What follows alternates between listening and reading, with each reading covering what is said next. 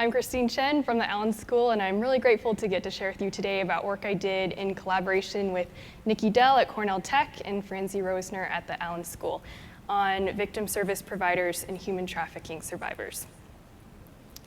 To jump right in, I want to give a little context around human trafficking. Fundamentally, human trafficking is when perpetrators or traffickers exploit vulnerable individuals, most commonly via sexual exploitation or forced labor. And in the US, human trafficking has been found everywhere from construction and restaurants to bars and strip clubs and massage parlors. To give you a visual, this is what Polaris, an anti-trafficking nonprofit that runs the National Human Trafficking Hotline, created to show the concentration of the 8,000 potential cases of human trafficking that they encountered in 2017. And you can see that we're sitting in this band of high activity along the West Coast running from Canada to Mexico. So thinking more specifically about technology and human trafficking, prior work has shed light on the ways that technology is used in recruiting and controlling sex trafficking victims.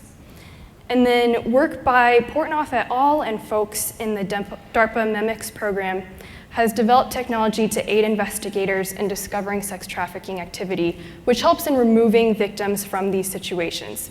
And just to give some context, the blue arrow indicates a state change, so from victim to survivor in this case, and then the gray arrow is indicating interaction, so here between the trafficker and the victim. And this is a simplification, but I hope it gives a sense for the entities in the space.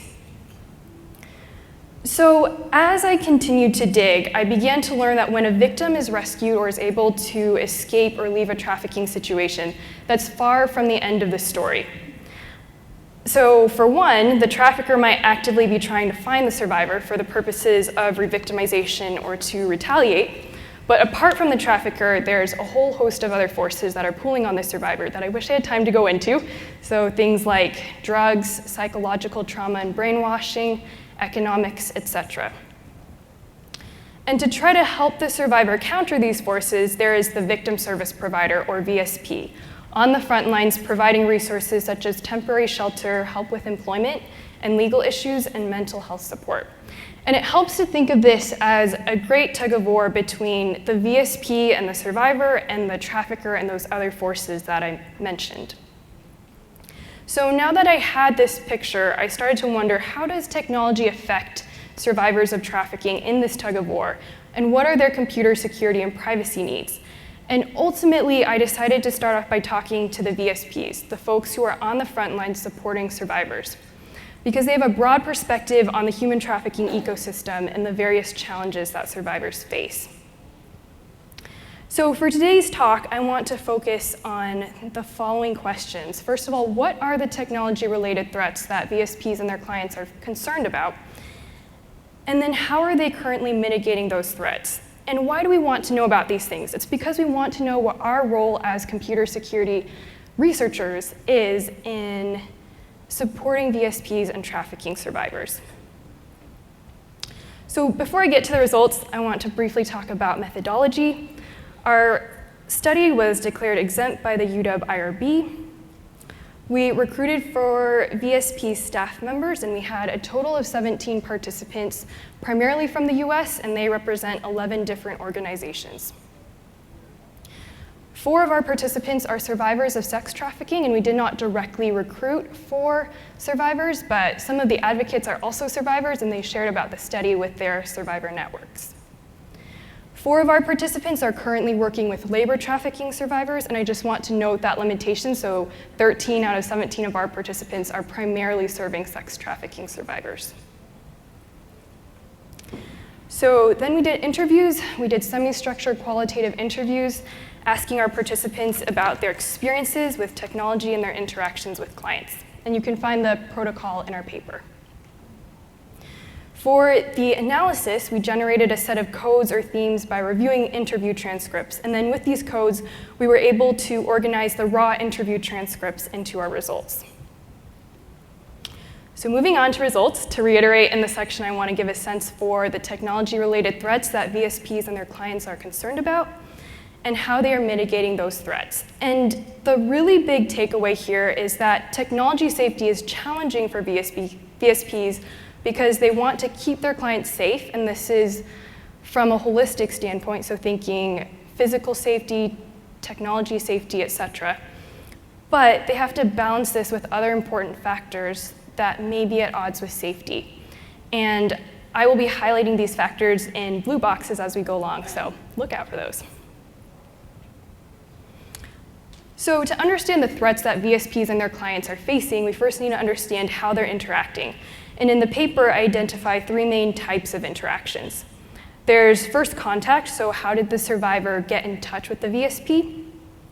And then there's shelter and safety planning. So some of these VSPs provide short-term or long-term shelter for survivors, a safe place to stay. And then this kind of like the bread and butter of VSPs is safety planning, where an advocate sits down with a survivor and together they come up with a plan to help the survivor feel safe. And this is much like threat modeling in the computer security and privacy world. Like, who is the adversary? What are the adversary's capabilities? How do we defend against those capabilities? The third main interaction is VSPs connecting survivors to resources and referrals. And for the purpose of today's talk, I'm going to focus on shelter and safety planning because it gives a good snapshot of the most important findings.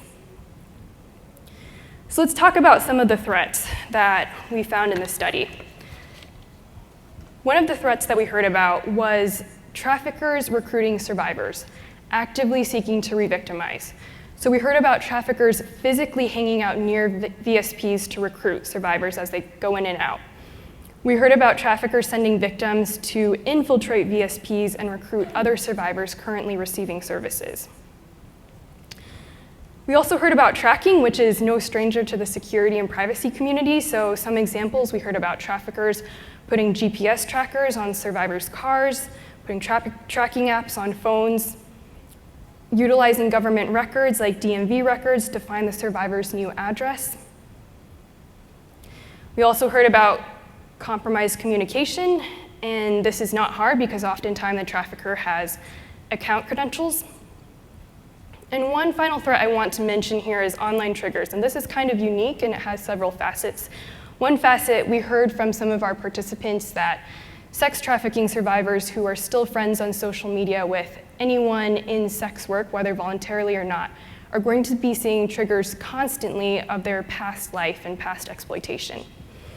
And hand in hand with that, we heard from advocates who were worried about all the gunk that their underage clients might stumble across on the internet that would remind them of their past exploitation. So with that as the backdrop, let's talk about mitigations. And let's talk first about the shelter and shelter technology rules that we heard about from our participants that they use to try to protect their clients and the confidentiality of the shelter location. Something we heard about was no photos or videos in the shelter. And P1 said the following, quote, "We have to think about all our clients and their privacy. Especially we say, if you're taking a photo, somebody could be walking behind you and you've breached their privacy because somebody could know who they are," end quote. And that goes hand in hand with refraining from posting on social media.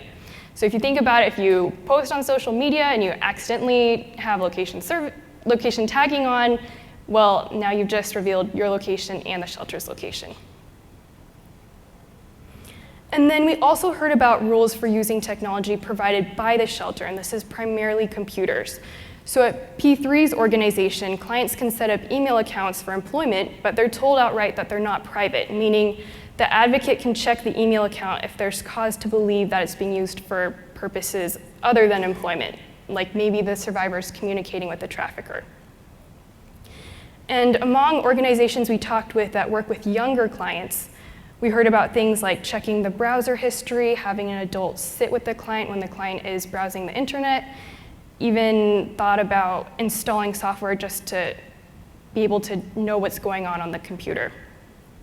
And I want to note that for some of the organizations that work with younger clients, they will even have their clients check in personal devices upon entry to the shelter. And that leads to the first tension, which is between client safety and the ubiquity of technology. P14 said, quote, "If we deprive them of that technology, they're going to do it behind our back." They're going to find a way to get a burner phone, they're going to find a way and a friend and whatever to get a phone.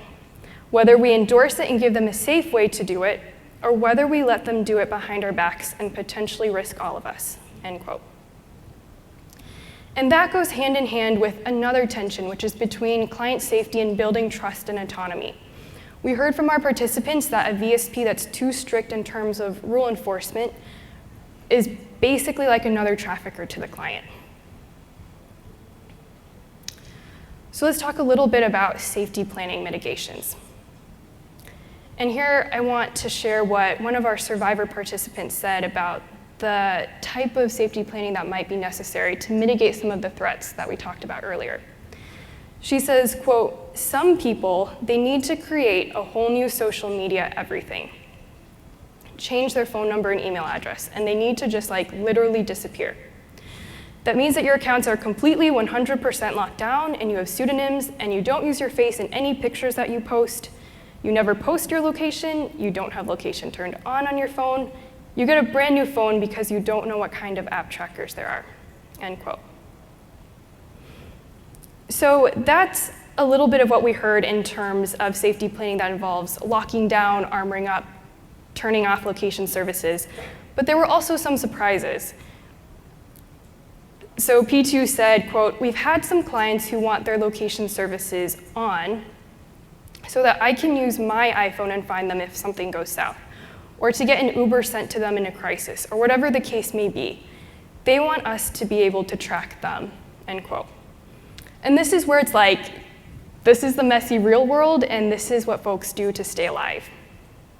And it goes back to this tension between client safety and building trust and autonomy. P15 said, quote, "Because I always bring up to people, you probably should turn off location on your phone, but I do kind of leave it up to them. It's not mandatory that they turn it off because we come from an empowering place. We don't want to be telling them what to do," end quote. And like we just heard, in some cases, actually turning on location services may make the client safer. One final tension I want to touch on today is between client safety, technology accessibility for the client, and maintaining contact between the VSP and the client. So we found, and prior work has made it clear, that abusers are commonly accessing their victims' Facebook accounts. Still, for a number of our participants, the benefits of using social media, Facebook in particular, to communicate with clients seem to outweigh the risks. P2 said the following, quote, "A client right now has a phone. It's not connected to any service, but she can connect to Wi-Fi. So she and I can use Facebook Messenger instead of texting. That's true for a lot of our clients.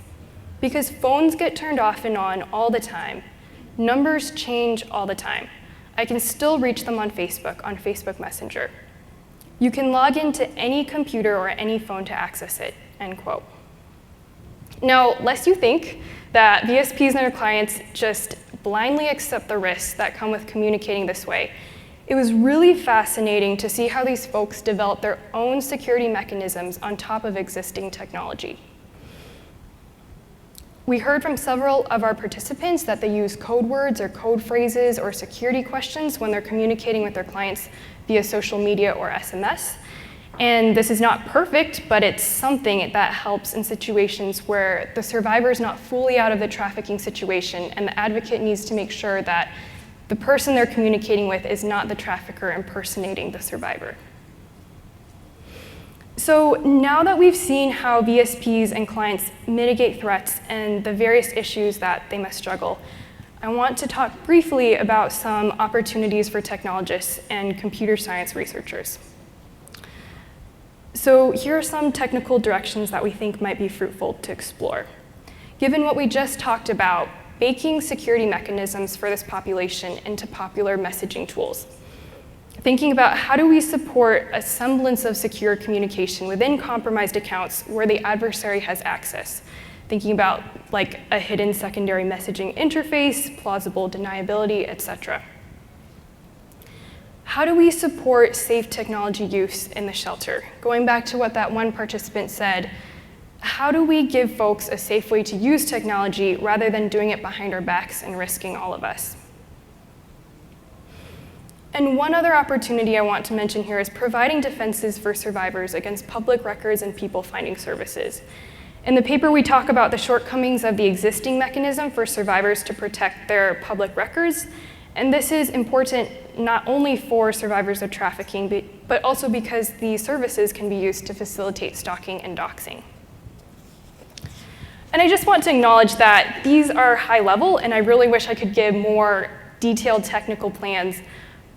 But this is really hard because there's a lot of different goals, and they're sometimes contradictory, like we just heard in the keynote. So the question I'm currently wrestling with that I think summarizes these different tensions that I've talked about and is really crucial in moving forward is how do we create or modify technology to support and empower survivors without boxing in and suffocating? And the best way to approach this, not surprisingly, is to prioritize input from and partnership with the VSPs and survivors themselves. So I just want to leave you with this from P14, who says, quote, "Getting advice from the people who are using the technology that y'all are creating is a big part of moving forward. Because the moment y'all stop listening to those of us who are on these front lines using this technology to help, the moment that that stops happening is the moment that y'all stop growing and being effective," end quote. So take that from the folks on the front lines. Thank you so much for your time and listening to their needs. I want to acknowledge my co-authors and the participants who were so crucial to making this study a success, and really glad that their voices were able to be heard today. So thank you, and I'd be happy to take questions.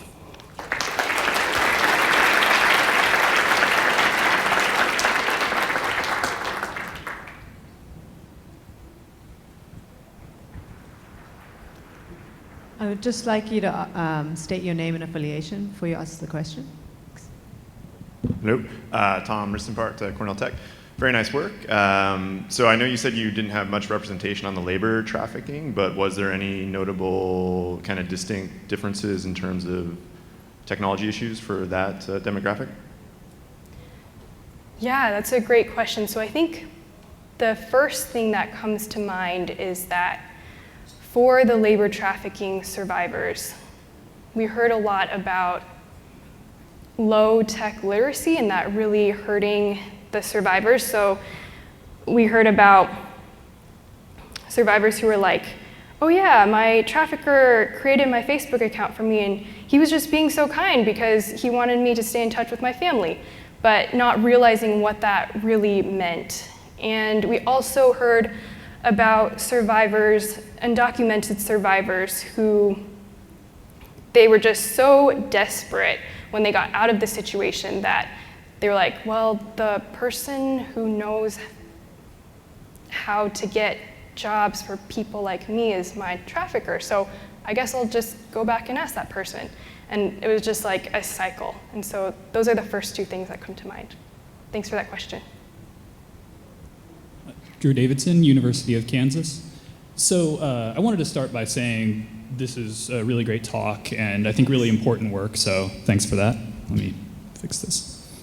My question was, all these defenses that you saw, to what extent were they like actually really meaningful and useful defenses? And did you find anything that was just sort of creating a false sense of security, but maybe not actually that helpful in practice? Yeah, thanks. That's a great question. So